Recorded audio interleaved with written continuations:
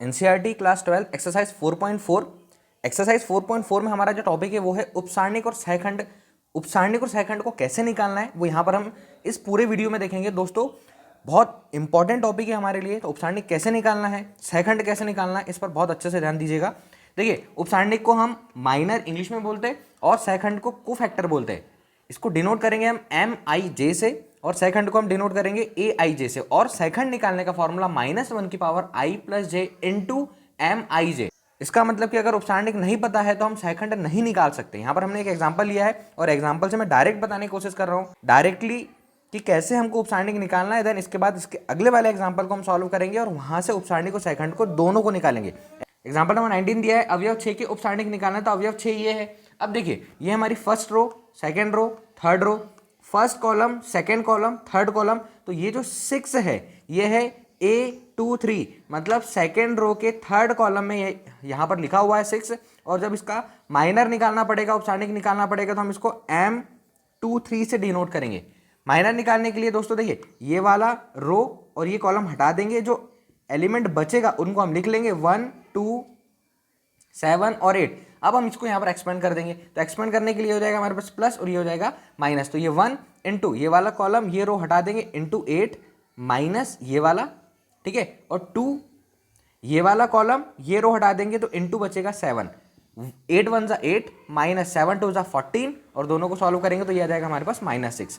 तो दोस्तों example number 19 में हमने देखा उपसारणिक माइनर कैसे निकालते। यहाँ पर सिर्फ और सिर्फ अवयव 6 के लिए हमको उपसारणिक निकालना है। अब हम अगले एग्जाम्पल को सॉल्व करेंगे और वहां पर देखेंगे कि हम सहखंड और उपसारणिक कैसे निकालेंगे। एक चीज याद रखना है, जब तक हमारे पास उपसारणिक माइनर नहीं होगा तब तक हम सहखंड को फैक्टर नहीं निकाल सकते। तो ये था एग्जाम्पल नंबर 19। एग्जाम्पल से बहुत अच्छे से हमको समझना है कि दोनों चीजों को हम कैसे ज्ञात कर सके। देन उसके बाद एक्सरसाइज पर आएंगे और एक्सरसाइज के क्वेश्चन को बहुत अच्छे से हम सॉल्व करेंगे। तो उसके बाद देखेंगे हम एग्जाम्पल नंबर 20। एग्जाम्पल नंबर 20, यहाँ पर हमारे पास 2/2 का एक सारणिक दिया हुआ है 1 - 2 4 3। सभी अवयवों के उपसारणिक, माइनर और सहखंड मतलब कोफैक्टर हमको यहाँ पर निकालना है। सहखंड निकालने के लिए हमारे लिए उपसारणिक बहुत जरूरी है। तो सबसे पहले हम निकालेंगे ये इसके लिए, तो ये हो जाएगा हमारे लिए M11। इसके लिए हम माइनर M11 माइनर लिखा हुआ है, माइनर निकालेंगे। तो देखिए, ये वाले अवयव के लिए तो ये वाला कॉलम, ये रो हटा देंगे, हमारे पास बचा 3, ठीक है। इसके बाद M12, इस वाले अवयव के लिए हम उपसारणिक निकालेंगे तो ये कॉलम और ये रो छोड़ देंगे, सिर्फ और सिर्फ बचा हमारे पास 4। ये है 4 M21 की वैल्यू M21।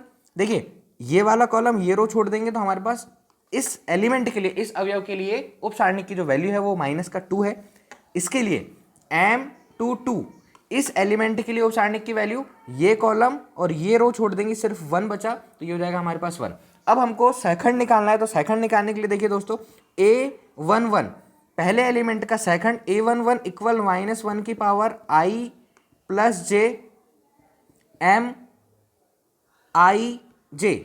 यहां पर अगर मैं इसको I और ये J कर दूं तो ये फॉर्मूला बन जाएगा -1 की पावर I + J MIJ। और जब हम पहले एलिमेंट के लिए सहखंड निकालेंगे तो ये हो जाएगा A11 इक्वल -1 की पावर 1 + 1 और M11। हमने पहले ही उपसारणिक निकाल लिया है तो इसको हम आगे सॉल्व करते हैं। A11 इक्वल -1 की पावर 1 + 1, 1 और 1 2, -1 की पावर हम 2 करेंगे तो हमारे पास 1 आएगा। तो यहां पर हो जाएगा 1 इंटू M11। M11 की वैल्यू निकाली हमने 3, तो ये हो गया हमारे पास 3। पहले एलिमेंट के लिए सहखंड की वैल्यू 3, सेकेंड एलिमेंट के लिए सहखंड की वैल्यू, तो देखिए सेकेंड एलिमेंट है हमारे पास A, सेकेंड एलिमेंट वैसे A12 होगा और उसका सहखंड निकालेंगे तो ये हो जाएगा हमारे पास A12 इक्वल -1 की पावर 1 + 2, ये बहुत अच्छे से याद रखना है, इंटू M12। M12 मतलब उपसारणिक हम निकाल चुके हैं, -1 की पावर 1 + 2, -1 की पावर 3 और -1 की पावर 3, -1 इंटू -1 इंटू -1, तो वो हमारे पास आएगा -1। तो यहां पर लिखेंगे हम -1 इंटू M12, ये निकाला हमने 4, ये हो जाएगा हमारे पास -4। इसके बाद हम A21 की वैल्यू निकालेंगे तो A21 -1 की पावर 2 + 1 M21। देखिए, -1 की पावर 2 + 1 ये हो जाएगा 3 और -1 की पावर 3 मतलब कि -1, यहां पर हम लिखेंगे -1 और M21 हम निकाल चुके हैं तो ये हो जाएगा इंटू -2। इसके बाद इसको सॉल्व करो, -+ +2 1 = 2, तो A21 की वैल्यू कितनी आ गई हमारे पास 2। लास्ट बचा हमारे पास A22 इक्वल -1 की पावर 2 + 2 इंटू M22। बहुत अच्छे से याद रखना है, सहखंड निकालने के लिए हमको उपसारणिक पता होना चाहिए। तो पहले उपसारणिक निकाल लीजिए, देन उसके बाद सहखंड निकालिए या कोफैक्टर निकालिए।